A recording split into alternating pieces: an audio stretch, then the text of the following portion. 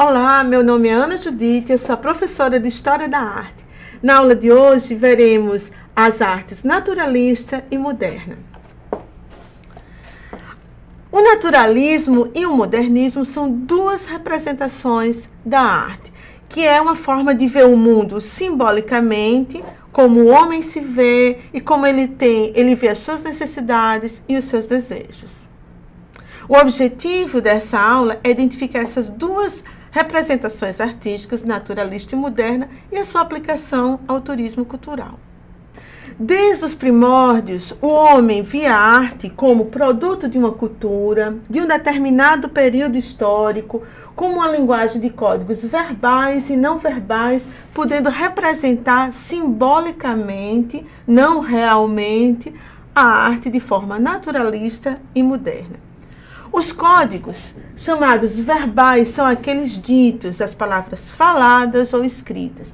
E os códigos não verbais são aqueles sentidos ou gesticulados, sejam suas formas, sejam seus gestos, suas cores e os sons.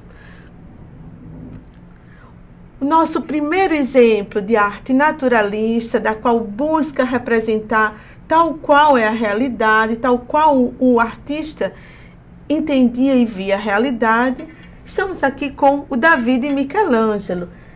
Desde 1504 foi a sua finalização da obra e está no Museu da Academia de Florença, na Itália. Quais são as características, afinal, de uma arte naturalista?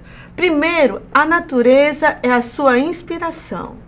Vai buscar uma técnica e uma reprodução tal qual o olho vê.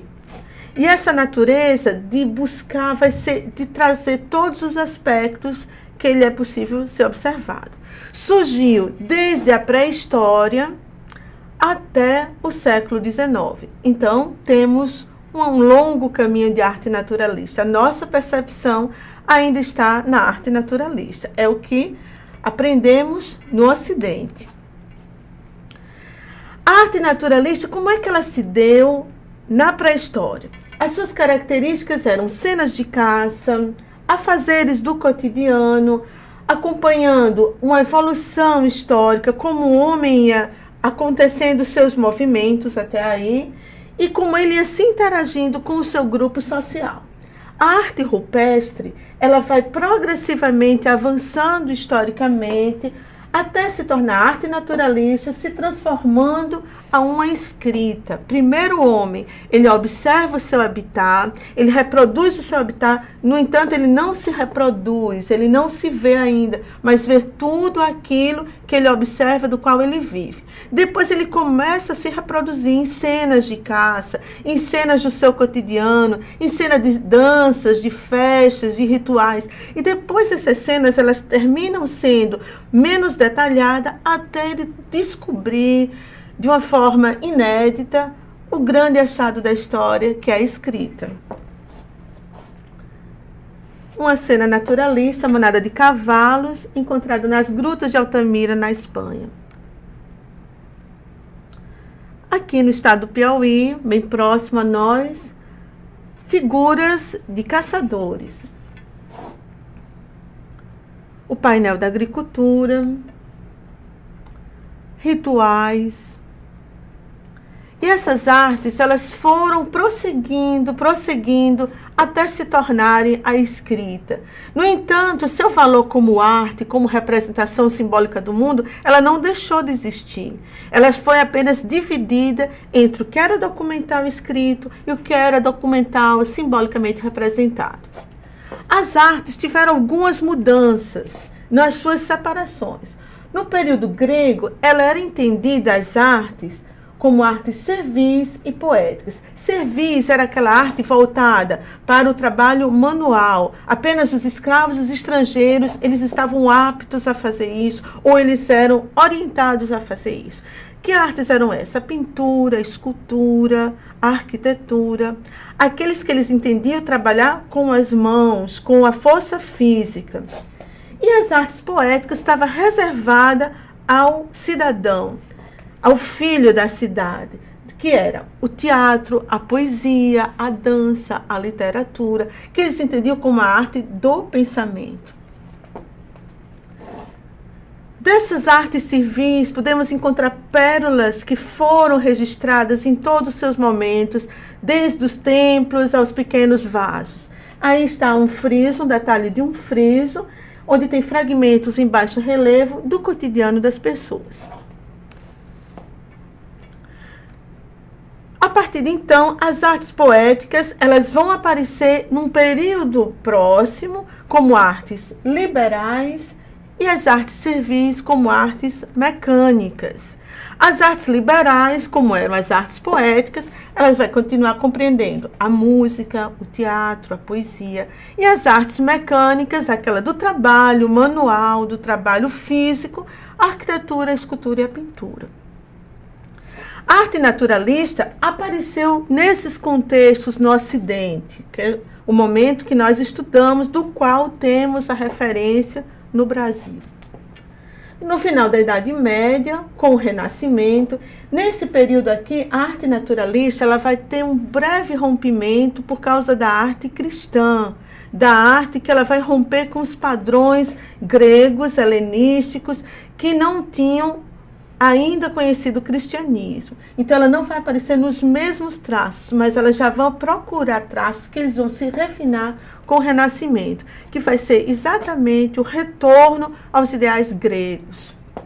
Durante toda a Idade Moderna, essa arte ela vai continuar acontecendo, sendo que ela não será chamada de clássico, mas neoclássico, novo clássico. Então, ela não vai aparecer apenas essa figura de uma pessoa, mas de pessoas, de ambientes, de situações que vão trazer essa proporção de beleza, essa proporção de reproduzir o que há na natureza. No final do século XIX, a arte naturalista ela é chamada de romantismo. Romantismo não apenas pelos afetos, mas pelos seus ideais. E ela vai unir essa ideia de afetos e ideais à natureza. Um exemplo de arte renascentista, com Michelangelo, a criação do homem. Depois, um período mais na frente, de Caravaggio, a vocação de São Mateus, onde ele vai trabalhar o claro e o escuro, em contraste entre si, apontando para quem eles deveriam ser o foco do tema da pintura. No Brasil, temos exemplo de neoclássico com a pintura de Pedro Américo, o Grito do Ipiranga, onde ele vai mostrar uma cena de um fato, de uma arte, que iremos estudar mais adiante, histórica. Outro exemplo de arte naturalista, de Jacques-Louis David, A Morte de Marat. Essa arte ela já vai buscar mais o realismo, não só a beleza, não só os seus aspectos de mais observação da natureza, nem do olho nu, mas sim a realidade, quando ele retrata a morte de seu amigo. E aí, no século XIX, a arte, quando ela é chamada exatamente de romantismo, ela vai aparecer com apenas um pequeno traço do homem e mais o seu habitat, a natureza como sendo um aspecto dos seus ideais. Turner, um pintor inglês, descreve a natureza. Como todo inglês é preocupado com a natureza, com o tempo, porque mora numa grande ilha, a sua percepção do mundo estava no tempo, na natureza. Outra obra de Turner, Chuva, Vapor e Fumaça, onde ele não vai delimitar exatamente os traços definidos da sua obra, mas sim a natureza. O século XX vai aparecer como um momento, como o século das grandes mudanças, e esse século vai romper com esse ideal de arte naturalista. Ele vai propor uma segunda representação da arte, que é a arte moderna. Mas essa ruptura, ela não aconteceu tão ruptura assim, ela foi acontecendo, ela já ia acontecendo no século XIX, desde o romantismo. A arte naturalista, ela vai deixar, no século XX, de retratar imagens para sugerir outras imagens. Ao momento que eu vou retratar, eu tenho um compromisso de reproduzir tal qual eu vejo. Mas no momento que eu sugiro, eu estou colocando outras possibilidades. E essa arte, ela não apenas reproduz imagens, mas emoções e novas ideias que estarão mais vivas e mais nítidas no século XX. Lembrando a vocês, alunos, que esse é um processo histórico. As coisas não aconteceram tão abruptamente. Elas vão acontecendo com o tempo, o homem vai descobrindo novas formas de expressão. O naturalismo que se transforma em romantismo. Ele é assim chamado, como eu falei anteriormente, pelas ideias e afetos. O artista não apenas reproduz a sua natureza, mas também o seu sentimento. A paisagem vai trazer emoções, paixões, por isso que ela é chamada de romantismo também, e sonhos. O romantismo irá abrir caminho para um momento chamado impressionismo e depois arte moderna. Um dos primeiros quadros que deram início a esse momento chamado modernismo foi com Claude Monet, A Impressão ao Nascer do Sol, onde o quadro revela não exatamente o que era que estava acontecendo, mas o que estava vindo a acontecer, o que estava prestes a acontecer, que era o nascer do sol. Impressões de traço, luz e cor e sombras, dando a impressão a quem estava vendo como era que esse quadro se resolvia na sua imagem. A arte moderna surge no final do século XIX com o impressionismo, o pós-impressionismo, o pontilhismo, o expressionismo, o fauvismo, o cubismo e o abstracionismo. Observem que para cada movimento desses artísticos há no final ismo. O que isso significa? Filosofia, ideia, pontos de vista diferentes da arte. Na hora que ela via com o impressionismo, com o pontilhismo, com o cubismo. O quadro de Van Gogh, o Trigal, ele não vai aparecer mais apenas traços longes, mas pinceladas mais fortes, que é o expressionismo, a expressão da sua arte. De Serra, o pontilhismo, onde a imagem se constrói através de pontos. E Eduardo Munch, ele vai trazer agora pinceladas e traços fortes com a imagem O Grito, no qual ele vai expressar sua dor, sua solidão, as suas emoções através da arte. De Pablo Picasso, temos um grande painel chamado Guernica, onde ele vai tirar todas as cores, deixar o quadro em cores neutras, branco, preto e cinza, para retratar a grande guerra que aconteceu. E no Brasil, quando chegou a arte moderna no Brasil? A arte moderna no Brasil, ela surge após um movimento chamado Pau-Brasil, antropofágico, que culmina na Semana da Arte Moderna em 1922. Esse já era um caminho que artistas e intelectuais estavam traçando para recompor a arte brasileira, que ainda era uma cópia da arte europeia. E nesse ponto, a arte ela vai adquirir temática, assuntos do Brasil e uma técnica refinada e moderna, diferente também. A principal característica é apresentar um país, uma proposta genuinamente brasileira. Vai buscar no folclore, vai buscar nas atividades do povo a sua temática. Quais foram as contribuições do modernismo no Brasil? Primeiro, rompe com a estética naturalista na sua apreciação, na sua forma de ver a arte e na sua produção. Agora, o artista estava mais livre para expressar a sua arte.